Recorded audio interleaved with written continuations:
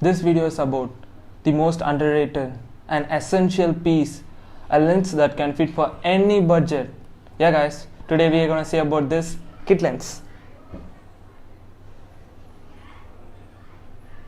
Hey, what's up guys, my name is Jacob Rasnakumar and it's a nice day. I just had my breakfast and I feel like making some product review, and technically this will be my first product review, so let's see how it goes. And today we're gonna see about this little guy which I'm shooting right now, the Sony kit lens, and I'll show you my product review setup. Let's see.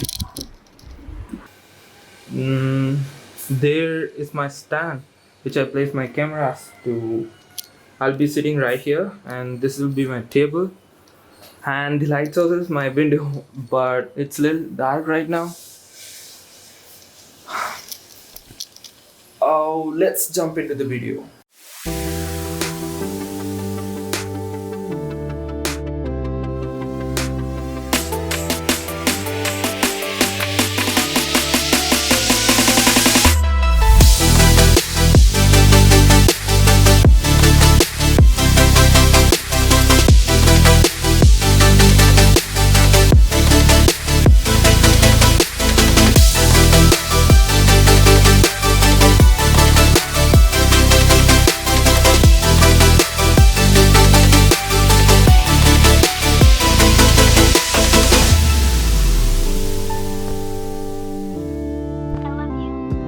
First, I'm gonna talk about the technical aspects of this lens. This lens weighs around 160 grams, and look at this size, guys. This lens is like literally tiny, like it just goes inside my hand. If you can see it, is that focused? This lens doesn't feel that premium, and it's so plasticky. It can break if it fall for like twice or something. I don't know, like it just feels so plasticky, and and the focus ring is like smooth. Not smoothest, but still it's smooth.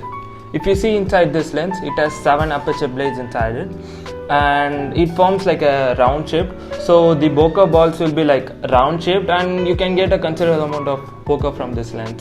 It has a power zoom cursor in the side of the lens, so you can go from wide angle to telephoto without even any jitters or like camera shake. This one has the OSS, so we don't have to worry about the handshake or something, because the lens inside this can move according to a handshake, so it can provide a smooth footage. The minimum focusing distance of this lens is 25 cm, so we can literally go very close to the subject and we can still focus it. Let's talk about the image quality of this lens. This lens is very good for beginners like myself, and we can get a very good and sharp and crisp image from this lens. We can use the lens for travel photography, and we can use this for street photography also, because it can go from 16 to 50, so it is a very good focal length for the street photographers. In landscape, we can see a little fisheye distortion in the wide 16, but still we can get rid of it from the post production, like in Lightroom. It has some features to get rid of it. It can give a good amount of bokeh at a 50mm. As I said, it has a 7 aperture blades, so we can get a good blurry background with round bokeh balls. Let's talk about the video quality of this lens. This lens can give a very good video quality. As I said, it has the OSS, so we don't have to worry about the handshake or something. It gives a very smooth footage directly from the lens. This lens is not that great for indoor shoots, because the aperture of this lens is 3.5 to 5.6, so it's not that wide open. If you're having f1.8 or something, it is very good for indoor, because it has the aperture like wide open, so it can get a lot of light from the surrounding. This one has a 3.5 to 5.6, so it's not that great for the indoor shoots. But still we can use this lens near the window, like a light source or something. It's great, but without any light source, it's not that great inside the studio or something. This autofocus of this lens is good, I can say. It's not that fast, but still it doesn't hunt for the focus, and it's still great. Now let's see some sample footage. Everything is recorded in handheld.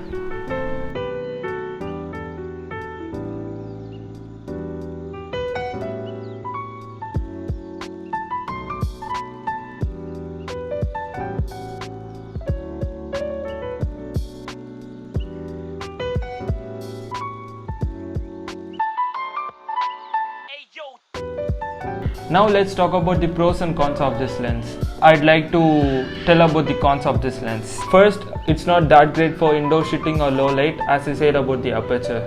Second, it has a fisheye distortion in the 16mm, so I think we have to consider about that. And the third is changing f-stop. As we go from 16 to 50mm, the apertures also will be going from 3.5 to 5.6 as the focal length goes. Let's talk about the pros of this lens. This lens is the very cheapest lens in the Sony line of lenses. The second point is it has OSS. Not a lot of lenses from low budget to mid budget have a OSS inbuilt, but this one has.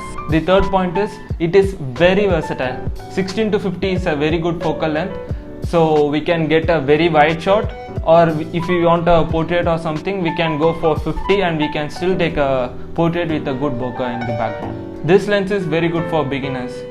Using this lens, we can get a clarification about what the next lens will be and what the focal range we need for the next lens. Now the question which comes for everyone: what can I use this lens for?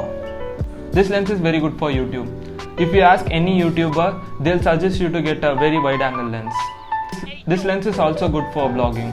If you hold the camera in front, you can still record from shoulder to the head with the background covered. So it's very good for vlogging also.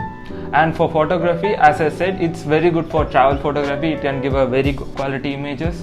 And street photography, it can go from 16 to 50 like a versatile focal length. It's also good for indoor shooting also with the light source. I'm telling it's with the light source.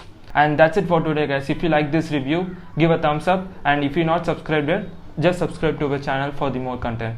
Bye bye.